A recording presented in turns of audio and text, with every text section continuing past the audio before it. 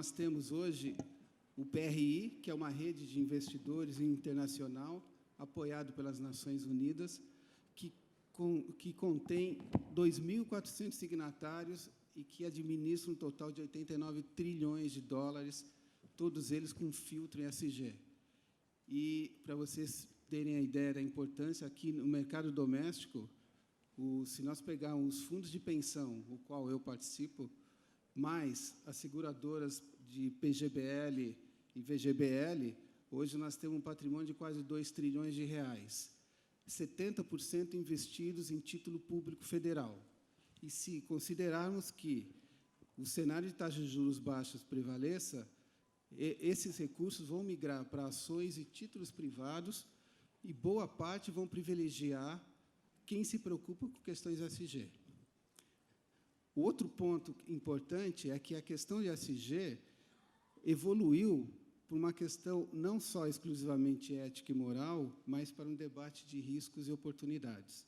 Ao integrar os fatores de ESG, vários temas importantes são endereçados, como vantagem competitiva a longo prazo, oportunidade de criação de valor, crescimento e mitigação de riscos diversos, tais como reputacional, CAPEX, etc. Geralmente, quando se fala ESG ou ASG, quando se fala no Brasil, as pessoas focam mais no G da governança e tendem a relevar os demais aspectos, né? O A de ambiental e S de social.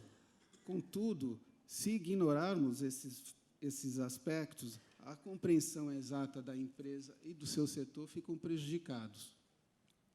Tem um estudo do Morgan Stanley, onde ele fez uma regressão em mais de 2.600 fatores de riscos e identificou 3 grandes fatores. 50% são relacionados à governança, 25% relacionados ao ambiental e 25% relacionados ao social. Ou seja, os fatores sociais e ambientais pesam 50% na análise de fatores de risco. Então, é muito importante a gente já começar a olhar também para esses fatores. Questões ambientais são importantes, principalmente eficiência energética, mudança climática, tudo isso pode alterar muito a taxa de retorno dos projetos. Fatores sociais, por exemplo, contribuem para a satisfação dos colaboradores, reduz turnover, aumenta a produtividade e reduz a incidência de fraudes. Companhias que preservam os valores socioambientais tendem a ter uma reputação mais positiva, melhor percepção de marca, maior lealdade dos consumidores e que pode resultar em um desempenho financeiro mais sólido e estável. Embora o mercado já fale da governança e das boas práticas há alguns anos, é importante que a liderança das empresas entenda esse novo cenário. Sem o G, também não existe o E e o S. É o conselho, a diretoria, a executiva, o CFO e o RI que precisam entender que o tema precisa estar na matriz de risco corporativa, no planejamento estratégico e nas metas dos executivos. Bem, depois desse breve prefácio, vou apresentar os nossos debatedores. Nós temos aqui o Paulo Polese, atualmente é diretor de Finanças e Relações com Investidores na VEG, desde 2014. Depois, nós temos o Bruno Salem Brasil, ele é atualmente Relações com Investidores e Controle da Itaúsa e membro do Comitê de Finanças e secretário do Comitê de Divulgação e Negociação. E, por fim, Mauro Storino, atualmente diretor sênior da área de Corporate da Fitch Rating desde 2001. Eu sou responsável pela administração de renda variável e imobiliário na Fundação CESP e também pela parte de sustentabilidade na área de investimentos. Nós vamos organizar esse debate e tentar abordar 3 aspectos interessantes. O primeiro, como que as empresas trabalham com a questão ESG. Depois, como que os investidores analisam essas questões, e aí é a minha parte, e, por fim, a parte da FIT, avaliar com relação à parte de crédito, como que a questão ESG hoje é encarada. Então, vamos começar primeiro abordando as empresas. Eu faço a primeira pergunta. Como tem acontecido a evolução do tema ESG na companhia? qual o grau de dificuldade para implantar uma gestão alinhada sobre ESG? Por favor. Bom, posso começar? Claro. Bom dia a todos. Saúdo aqui meu colega Paulo, o Bruno, o Mauro também. Obrigado pelo convite de estar aqui hoje, né? Uma responsabilidade falar desse tema, né? Que está ganhando relevância, tão importante hoje para todos, né? Para a comunidade, para investidores, para todos os stakeholders. E antes um pouquinho de responder rapidamente suas perguntas, eu preciso, talvez, me sinto um pouco na obrigação de falar um pouquinho para todos, acho que conhecerem um pouquinho da WEG, né? Eu estou na WEG faz 5 anos, né? À frente da área financeira e relação com investidores. Quando fui para lá, achava que conhecia bem a empresa, mas não conhecia tanto. Então, acho que para ajudar um pouquinho, encaixar as respostas e talvez o pessoal entender por que a gente está aqui, por que vocês convidaram a WEG estar aqui falando, acho que é importante conhecer um pouquinho, bem rapidamente, a história da empresa. De fato, uma multinacional brasileira, está listada já há mais de 30 anos, né? Impressionante essa informação, o pessoal não sabe. E faturou no passado 12 bilhões de reais, está presente com fábricas fora do Brasil em 12 países, né? Tem presença comercial em mais de 30. Desses 12 milhões de faturamento de reais, né? 60% aproximadamente vieram de receitas de outras moedas, né? Perto de 30% dessas outras moedas foram produtos, né, produzidos em outros países. Então, de fato, é uma empresa já globalizada e o tema ESG permeia toda a organização. E por que a empresa tem conseguido, né, se sobressair um pouquinho nesses 3 requisitos? Acho que vem um pouquinho, tem que contar um pouco da origem da empresa.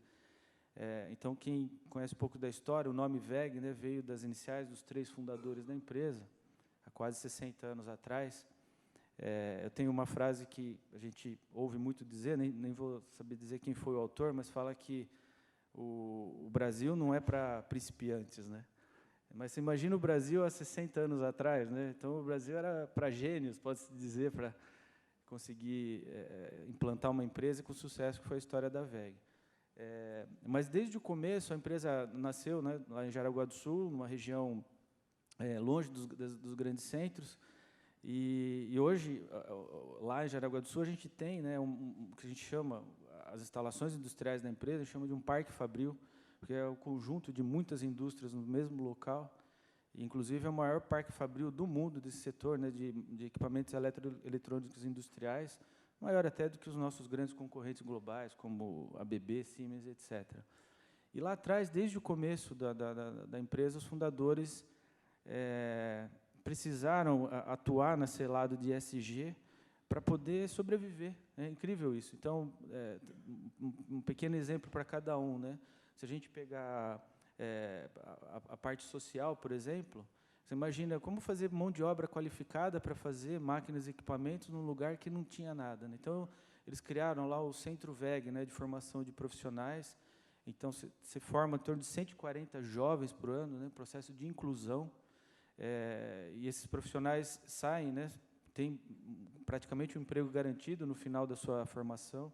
Hoje a gente tem mais de 100 gestores na empresa que passaram por essa formação, né? O presidente do Conselho de Administração da WEG, o Décio da Silva, fez parte da primeira turma do Centro WEG. Quando a gente olha também um outro exemplo, a parte mais ambiental mesmo, a questão de, por exemplo, tratamento de efluentes, né? Então, 10 anos antes do Estado de Santa Catarina ter a primeira normatização a respeito do tratamento de efluentes, a companhia já tinha um processo de tratamento, já tratava muito antes de ter lá atrás, desde do começo, né? E a parte de governança, não menos do que isso, né? Muitos anos, os 3 fundadores, né, acho que uma visão já de longo prazo, estabeleceram ali um acordo de boas práticas de governança que prevalece até hoje.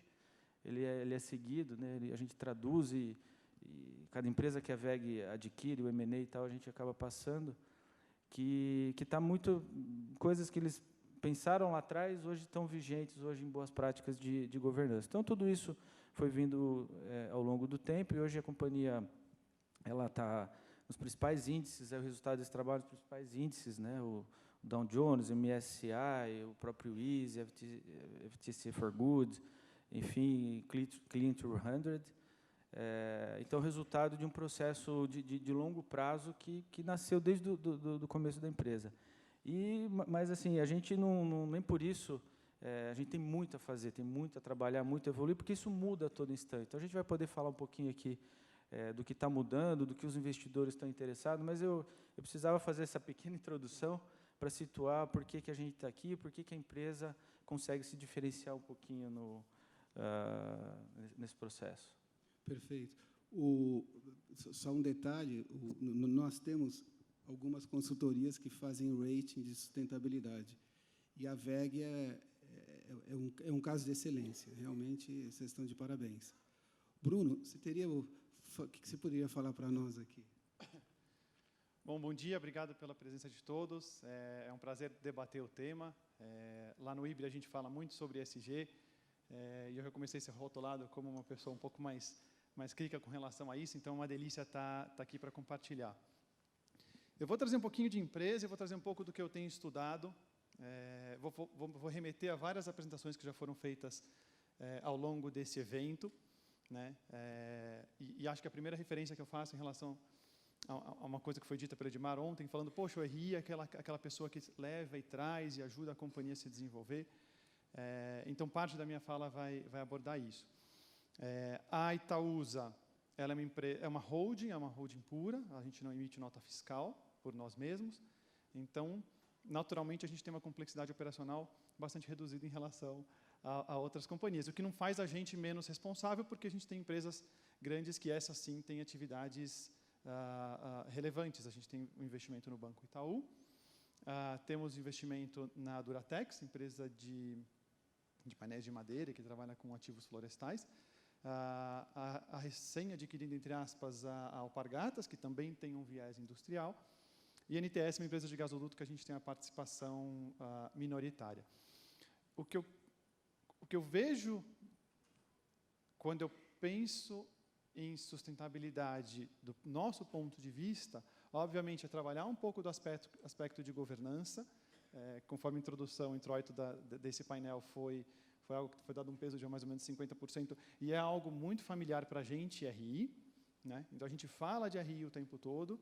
O Guto, não sei se já voltou para a plenária, mas acabou de falar no painel passado, antes do café, que governança a gente pratica, a gente não teoriza tanto, e acho que todo mundo que está aqui, de algum modo, entende. Então, a gente tem um pouco mais esse viés de governança, por não ser tão poluidores, tão agressivos ao meio ambiente, mas temos um papel extremamente relevante no sentido de incentivar e trocar experiências das investidas para a gente ter um grupo coeso. A Itaúsa preza bastante por esse edge de sustentabilidade que o Polese comentou. Estamos essencialmente nos mesmos índices, Dow Jones, Easy, fazemos parte do CDP. Vou comentar rapidamente sobre MSCI também, que é algo que nem todo mundo sabe. E aí a gente depende também das investidas para fazer parte do nosso score. Então, a nossa gestão de E, de S e de G é bastante integrada. Me comprometi também, quando eu fiz parte de integrar esse painel, a trazer elementos práticos e a fazer as pessoas entenderem que isso não é uma coisa restrita a empresas talvez grandes ou estruturadas, ou só industriais, ou só as poluidoras, ou só as siderúrgicas. Acho que todo mundo tem que começar a abrir o olho. Então, bastante vem das pesquisas que eu fiz e que eu levei lá para dentro da companhia, no sentido de começar a comover o corpo executivo e o conselho de alguns temas. Dentro do grupo, eu trouxe 3 exemplos bastante práticos. No final do ano passado, a gente teve uma das nossas investidas, essa que tem ativos biológicos, sendo avaliada para investimento por um grande fundo de pensão europeu. E foi um processo interessantíssimo, não teve, acho que, precedentes, como conversei com alguns já sobre, a gente não conhece outro caso, onde o fundo veio fazer 2 ou 3 conversas com a empresa do lado de RI ou financeiro, com o CFO, e teve outras 4 ou 5 conversas, longas de mais de hora, com a turma de sustentabilidade praticamente exclusivo sobre o tema. né? E só depois disso que ele veio a constituir um evento, uma participação acionária relevante acima de 5%. Né? Foi um case para a companhia, a gente levou isso para o Comitê de Sustentabilidade da organização, para começar a dar visibilidade que, puxa, tem algo diferente acontecendo. A gente teve um outro caso também, no final do ano passado, ainda uma investida nossa que pela primeira vez organizou um non-deal roadshow para a Europa, e aí estamos falando de Europa, fazendo um parênteses aqui, que aparentemente, não sei, depois a gente discuta a opinião dos demais, mas aparentemente está mais evoluída nessa questão. Entendo eu, a América do Norte um pouco mais para trás, você tem uma liderança maior de países europeus, mas voltando, a organização de um non-deal roadshow exclusivo para fundos, onde o portfólio manager é muito assessorado por uma área de ESG dentro da asset. Tá? Por fim, fazendo pesquisas ainda, eu vi que um grande banco, a gente teve agora, acho que foi 5 de junho, se eu não me engano, Dia do Meio Ambiente, um grande banco da América do Norte aproveitou a data para fazer a primeira conferência de ESG na América do Norte para tratar do tema. Isso foi agora tem poucas semanas. E por fim, trazendo mais alguma coisa de mercado também, a gente vai bater bola bastante sobre. Eu não sei se ficou conhecido o que foi chamado aí de Acordo de Paris, alguma coisa assim. Os grandes fundos soberanos do mundo, aqueles 8 ou 10, aqueles que 10 de 10 pessoas sentadas aqui nessa sala querem ter eles dentro da base acionária, se juntaram em Paris para ter uma agenda comum de influenciar empresas a aderir a iniciativas de ESG e aumentar o reporte, em especial no tocante à parte de mudança climática, que é um tema que eles estão levando bastante a sério, principalmente a Europa novamente. Né? Então, são 10, todos aqueles caras que a gente já conhece o nome, que já tiveram encontros passados, temos Norges, temos GIC, temos IDEA, temos todo aquele pessoal. Então, assim, isso foi dado kickoff em julho, e aí ontem à noite falei, deixa eu ver se tem alguma atualização para trazer para vocês. Há 3 dias atrás, a gente teve um desdobramento recente, na verdade uma briga entre eles,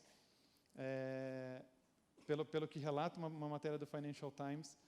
A gente tem o maior fundo de pensão japonês, e imaginemos nós aqui o tamanho dele, se degladiando com o Norges, que é o maior fundo soberano do mundo, porque um entende que se empresas não praticarem, ou ao menos explicarem o que estão fazendo, Norges defende uma execução sumária eliminada como uma opção de investimento, ou seja, um desinvestimento imediato, enquanto que a turma do Japão acredita que não, espera aí, vamos lá, vamos desenvolver o mundo ao invés de simplesmente desinvestir.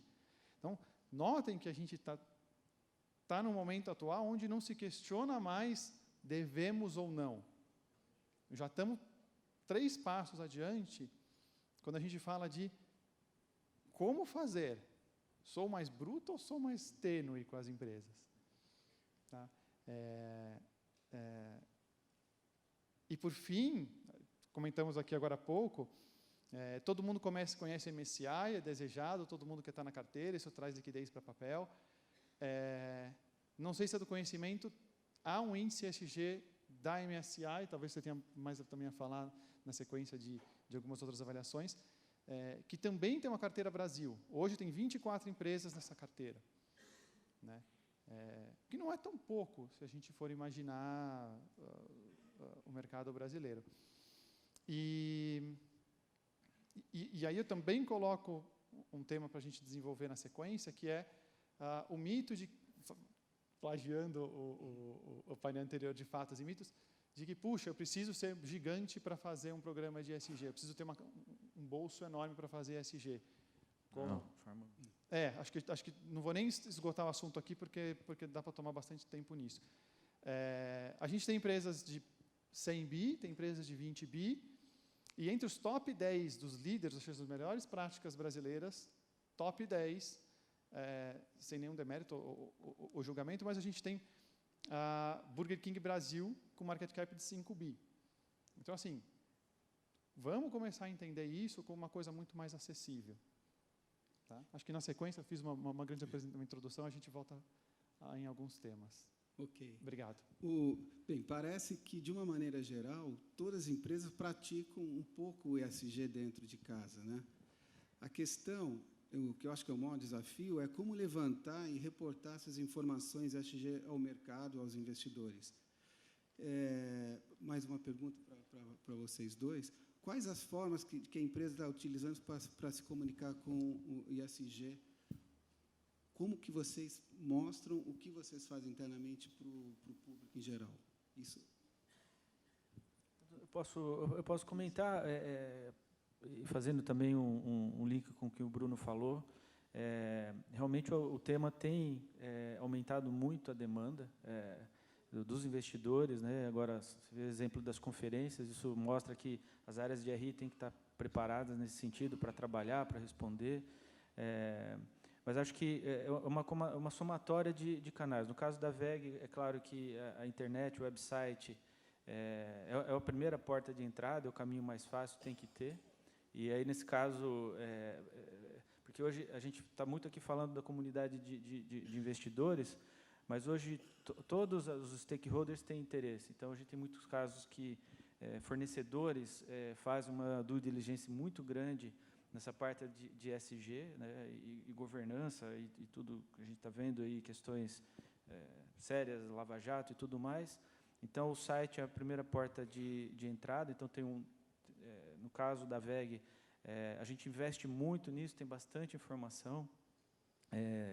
E não posso também deixar de falar que indicadores também a gente se esforça bastante em trazer indicadores porque é bacana, você tem um texto, você consegue montar, explicar o que a empresa está fazendo, está tentando fazer, mas se você conseguir traduzir aquilo em algum indicador que quem está analisando consiga converter para a realidade e fazer até um cálculo, isso aí você ganha muitos pontos e assegura um pouco da garantia da tranquilidade de quem está fazendo a análise. Então, o primeiro canal, é claro, que é o website. Esse ano a gente adotou o segundo item, é o relatório integrado, né? Então, um relatório que a gente tem o desafio de tentar fazer ele o mais enxuto, com mais qualidade e com informação justamente de indicadores, né? Então, você entrar lá, você vai achar indicadores importantes ali, consumo de água pela receita, energia elétrica consumida pela receita, enfim, resíduos gerados, o que foi reciclado, o que não foi reciclado. Então, é um esforço da companhia de se mostrar que ela está, de fato, trabalhando naquilo, né? A própria área de relação com investidores, não menos importante do que os dois canais, tem exercido um fator importante. E aí, assim, compartilhando com vocês, nesse caso, a gente conseguiu convencer a organização. Hoje a gente tem, dentro da VEG, um analista dedicado à área de sustentabilidade. Então, esse processo hoje é coordenado. Então, a participação nesses índices, porque o Bruno estava falando aqui, né, o fato de conseguir estar dentro de um MSCI, né?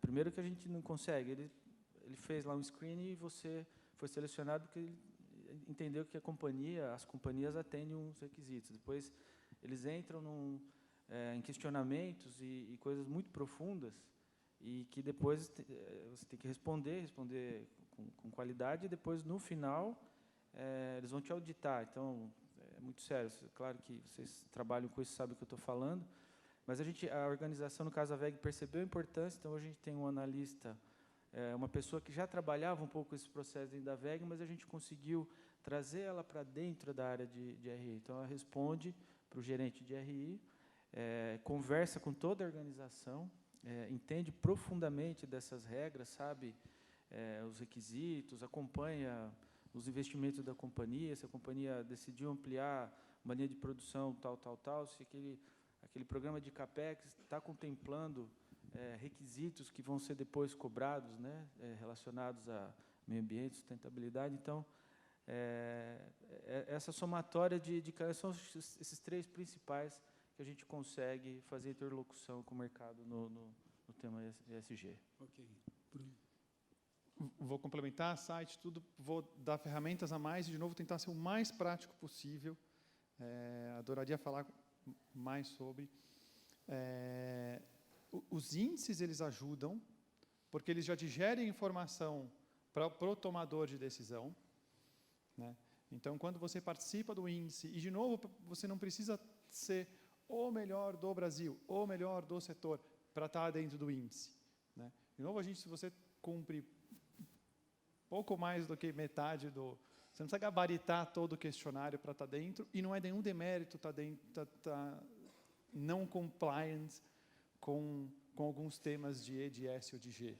Porque, do jeito que eu entendo, para nós RIs, para turmas de sustentabilidade, os índices são um passo a passo perfeito, é um mapa da mina de como que você constrói um programa. Então, quem tem dúvida e não quer gastar dinheiro com consultoria para, puxa, como que eu chego para um programa legal? Pega o questionário do EASY, pega o questionário do CDP, pega o questionário de qualquer uma dessas iniciativas, que é praticamente aquilo que você precisa. Tá? Então, assim, isso é de graça. Então, índices número 1. A gente aposta muito nisso porque ele traduz de um jeito simples para mercado, para o tomador de decisão, um pouco das nossas práticas. Relatório anual, relato integrado, relatório de sustentabilidade, o nome que vocês queiram dar, ao meu ver, é fundamental, né? Discutimos semanas atrás, até com o B3, poxa, que pena que o relatório anual não foi incluso como obrigação no novo mercado. E depois me puxaram de lado falando, Bruno, escutei empresas falando que não é legal ser obrigatório porque tem muita gente que acha isso um diferencial. Né? Então, quando os tomadores de decisão precisam consultar informações nossas, tem formato de referência e tudo, mas o relato integrado, o relatório anual, ajuda demais. Né? É um snapshot muito fácil, indexado, de RI, é tudo simples. Hoje está acessível, você não precisa gastar tanto dinheiro. E aí a minha sugestão vai muito do jogo que cada RI quer jogar. Né? Porque a hora que a gente faz uma pesquisa, vou generalizar aqui para o lado negativo, mas quando a gente faz uma pesquisa lá na Vila Olímpia Faria Lima, ou lá no Leblon, e pergunta quem leu o relatório anual, grande parte vai falar que não, e a gente fala, poxa, estou fazendo um negócio que ninguém lê.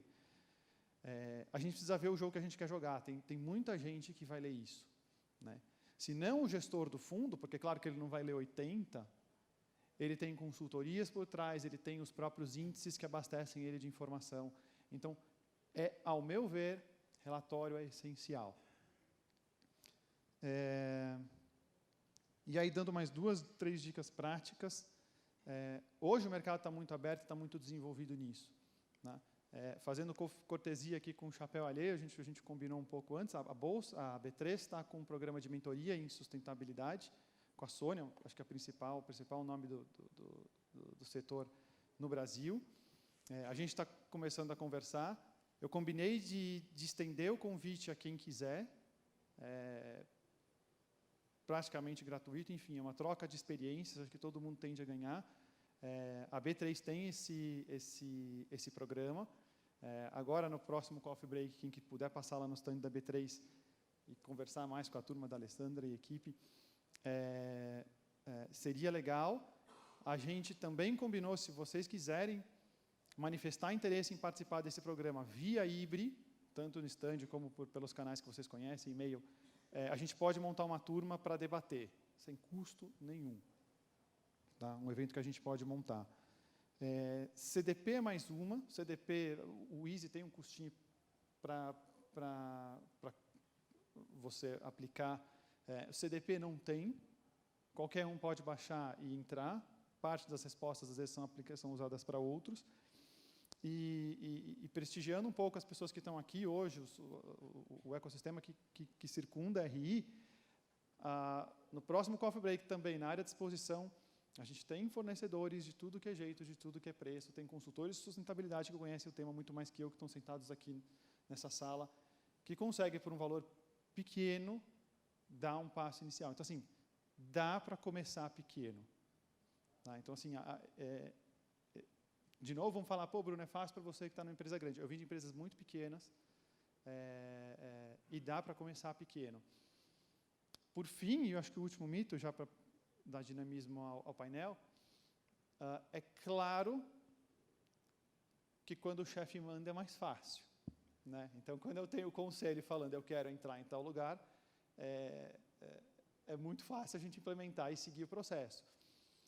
E aí eu volto de novo para aquele papel do RI que foi discutido num painel de ontem, né? A gente também trazer coisa de dentro, de fora da companhia para dentro e fazendo um trabalho bottom-up também, né? Então, começa pequeno, começa falando, vamos fazer isso e vamos construindo. Acho que todo mundo passou por esse ciclo, Polese. Ok. Antes de passar a palavra para o Mauro, só queria colocar um ponto como investidor. Nós temos 2 consultorias de ESG e elas fazem rating e elas pegam as informações que são disponíveis pelas empresas, tentam pegar informações setoriais de outros órgãos, mas quando não tem informação, eles simplesmente anulam aquele quesito. Ou seja, a empresa pode estar praticando internamente um ESG muito evoluído, mas se ela não relata nas avaliações dessas empresas de análise de ESG, a avaliação é ruim. Então, é muito importante relatar, mostrar o que está sendo feito, para que possa ser bem avaliados, e isso cria valor para as empresas, né? Eu tenho uma adição rápida. A gente falou de fornecedores, eu citei o CDP e não fiz o link. A gente estava conversando com o pessoal de lá. Eles citaram um caso para mim super legal. Eles falaram, puxa, uma empresa que começou a responder de forma precária ainda, mas que foi crescendo ao longo de 1 ou 2 anos, acabou que conseguiu criar um projeto super legal, isso eles dizem, estou parafraseando, e acabou que esse cara, que é na verdade um fornecedor de insumos para a indústria, acabou sendo localizado dentro de uma rede maior global e aumentou a exportação dele, que representava 15%, 20% para 50%. Então, assim, não só é bonito, mas como gera dinheiro. Perfeito. Mauro, o que motivou a FIT a incorporar de forma mais explícita na análise as questões relacionadas a ESG e como elas impactam nos ratings? Bom, bom dia a todos. Obrigado pelo convite ao painel, os meus colegas aqui. Eu acho que a ideia da FIT foi dar maior transparência para o mercado, né? Eu acho que cada vez mais existe uma demanda por parte de investidores e reguladores de estar entendendo em cada classificação de rating que é atribuída como é que aspectos do ESG estão sendo incorporados naquela avaliação. Por exemplo, entender por que o rating da Vale é um 3B-, né, em escala internacional, né, enquanto se ele está sendo impactado ou não por a questão do ESG, que na realidade está sendo. Então, essa transparência para a gente foi importante. A ideia da FIT não é dizer se determinada empresa tem práticas boas ou mais em relação ao ESG, mas, como eu falei, é dizer assim, essa empresa que, pela avaliação que está sendo feita, ela realmente tem um impacto. E aí, com base nisso, nessa ideia, né, a FIT formou um grupo, né, criou um grupo para estar analisando esses aspectos, para estar estudando, para estar olhando lá fora o que já era, o que estava sendo feito, né, e aí foi elaborado um sistema de score, né, no qual você tem lá 5 quesitos dentro dos aspectos ambientais, 5 quesitos nos aspectos sociais e 4 quesitos dentro dos aspectos de governança, ou seja, num total de 14 quesitos, né. E aí é atribuída uma classificação, uma nota para cada um desses 14 quesitos, de 1 a 5. Né? Nas notas 1 e 2 é que aquele quesito ou não se aplica naquele setor ou não se aplica para aquela empresa especificamente. Quando a gente está colocando uma classificação 3, que normalmente é a mais comum, aquilo quer dizer que aquele quesito realmente se aplica, ele é um ponto de atenção, um ponto de risco, mas a empresa tem gerenciado até então, de forma adequada, aquele ponto, então ele não está impactando na classificação da companhia. E aí, quando a gente já vai para o 4 ou 5 nessa avaliação, o 4 ele já dá uma noção de que aquele quesito, sim, ele tem alguma influência, algum impacto, mas, por vezes, ele sozinho ele não está gerando uma classificação menor da companhia.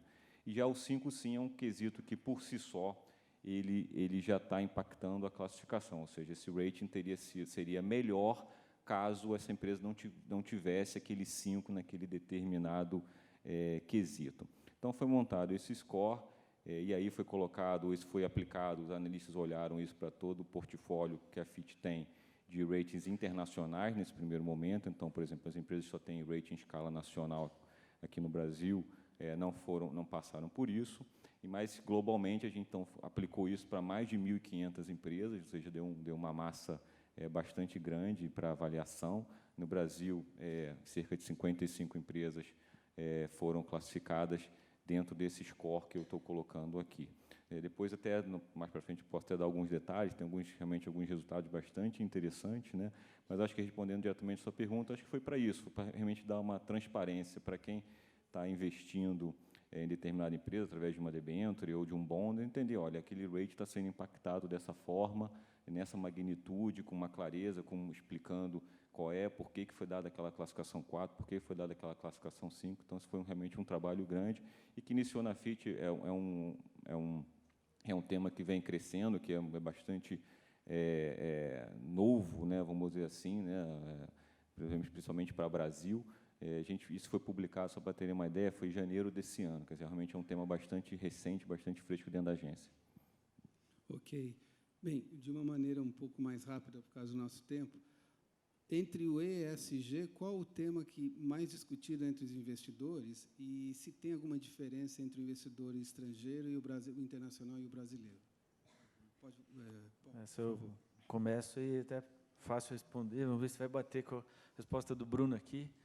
Eu acho que no momento que a gente está vivendo, principalmente para a realidade da VEG, acho que mais o E e o S estão sendo mais demandados, né? Claro que a gente teve fatos recentes aí, lamentáveis aí, de grandes empresas brasileiras, então isso traz um pouco à tona esse processo, acaba tendo um pouco mais de atenção. No caso específico da VEG, o G é algo que é uma companhia que é vista pelo mercado, a gente percebe pela conversa com os investidores, com um management muito forte, então isso dá um pouco de tranquilidade para o investidor. Então, no nosso caso específico, o E e o S tem sido mais demandado. Pegando o caso aí que o Bruno falou, igualzinho que acontece, né, demandas de fundos, aí, principalmente os europeus, e é impressionante a due diligence que eles fazem, e que você não sabe se ele vai investir na empresa, mas ele vai a fundo de todo tipo de questionamento. Então, me lembro claramente de um exemplo de uma reunião, depois aí de meia hora de reunião e tanto, ele queria entender se a gente tinha como é que a gente tratava a questão de gênero, né, dentro da companhia e tal, né? E é claro que a VEG é uma companhia que muitos anos, né, mas o que a gente mais tem lá é engenheiros, né? Temos engenheiras, mas predominam os engenheiros, né? E aí, por conta disso, vem de pessoas que se identificam com a empresa, trabalham há 10, 20, 30 anos na empresa, então agora que está começando a haver uma troca, né? Mas eu tive que ser transparente e responder para ele, olha, a gente tem a clareza de que a questão de gênero é importante, estamos dando espaço para todos, mas mais do que isso, a companhia tem uma política que ela tenta dar oportunidade para todos. Aí ele quer entender essa política. Então, só para ver o nível de detalhe que vai esse processo. Então, assim, mais, no nosso caso, um pouquinho mais o E e o S está demandando um pouco mais. Perfeito. Bruno. Eu vou diferir. No meu caso, a companhia é uma holding familiar, então há questionamentos maiores com relação à governança. Temos 2 classes de ações, temos um número limitado, para dizer inexistente, de conselheiros independentes no momento.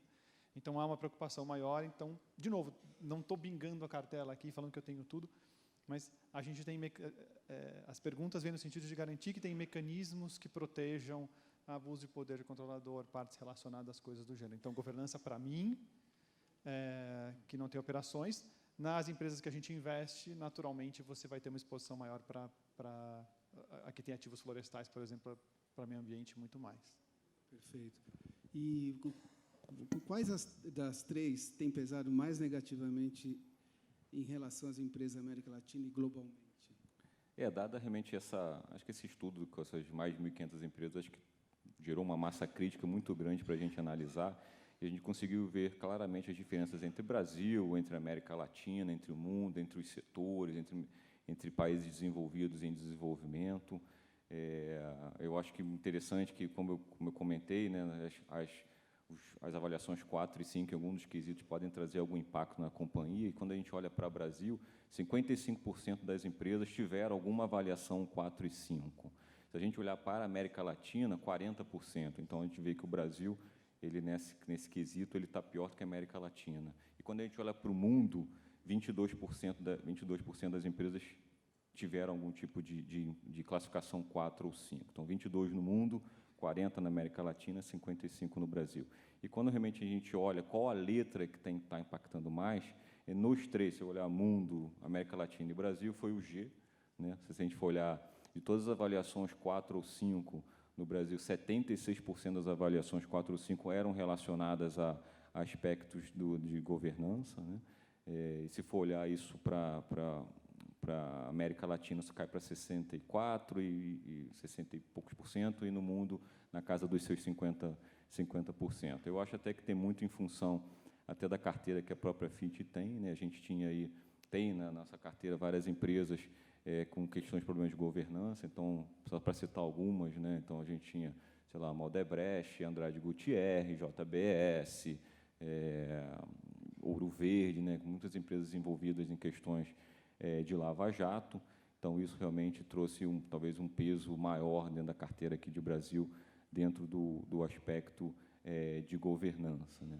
Outro item interessante também é que a gente começa a olhar também quais são os setores que acabam sendo mais impactados por essas letras. Né? E aí foi interessante que das empresas do setor isso aí globalmente, né, de alimentos, bebidas e tabaco, 35% das empresas foram impactadas com relação a isso. Acho que por conta, por exemplo, empresas de tabaco, por conta, obviamente, das questões do mal à saúde, do cigarro. Quando a gente olha para questões de bebida, cada vez um movimento maior, principalmente fora do Brasil, de bebidas cada vez mais saudáveis, taxação de açúcar. Né? Então, essas mudanças trouxeram talvez um peso maior para esse setor. E, na outra ponta, se for olhar o setor que foi menos impactado, né, dentro dessa avaliação, foram as utilities, né, com cerca de 16% das utilities apenas foram impactadas com questões do ISD.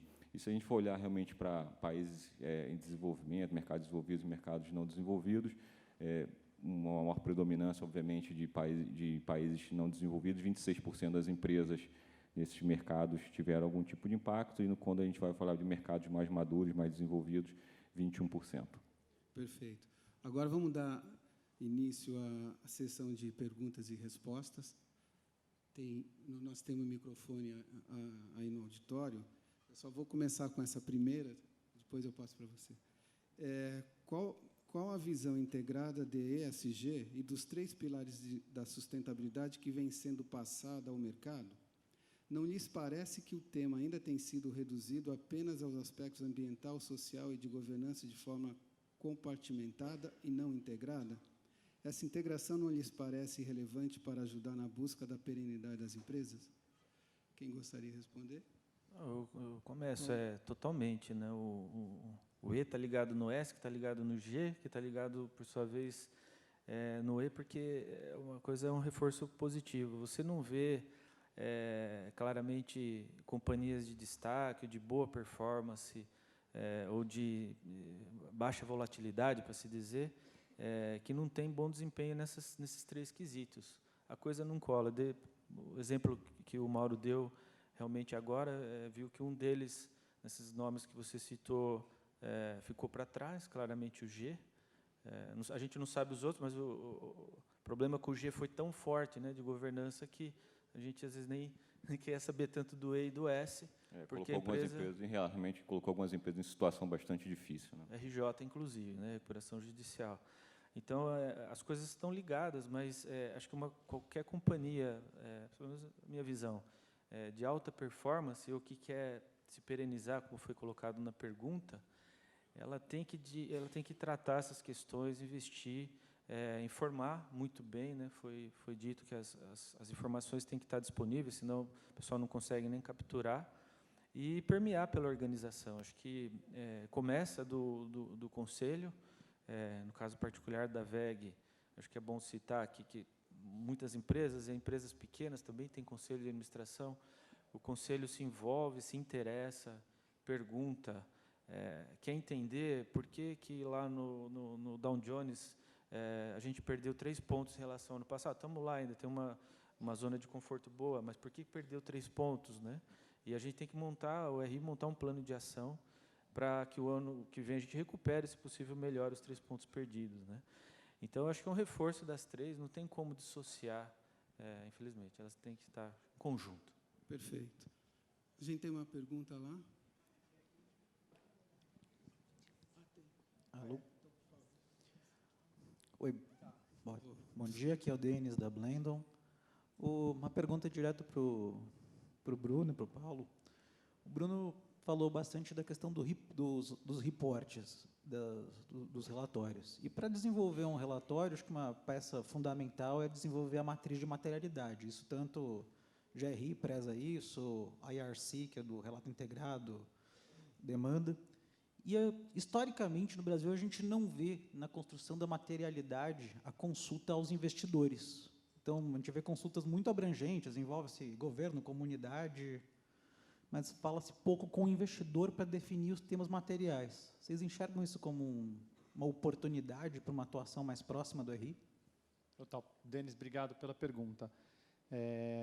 Um rápido depoimento do que eu vivi lá na Itaúsa. A gente fez, esse ano, pela primeira vez, o relatório anual semi-evoluído, a versão mais recente dele é o relato integrado, onde você parte da matriz de materialidade para definir os temas que você vai abordar com mais intensidade. Ao meu ver, assim, é meio que o primeiro degrau, é difícil você pular o primeiro degrau para construir a escada que você tem que subir. Fundamental, no nosso caso, foi ter tido uma interação ano passado de matriz de materialidade, discussão, ano passado é atrasado, né? Enfim, 2016, 2017, fizemos uma discussão, e isso foi a base para a gente fazer essa elaboração desse relato integrado. Investidores, no nosso caso em particular, têm um peso maior, porque nossa relação com a comunidade tudo é um pouquinho menor, mas, sem dúvida nenhuma, é uma peça importante. Tá? Eu não sei de casos onde a gente se omite esse tipo de público, mas fundamental escutar. Tá? Ok. Pelo tempo escasso, nós vamos ter direito só mais uma pergunta.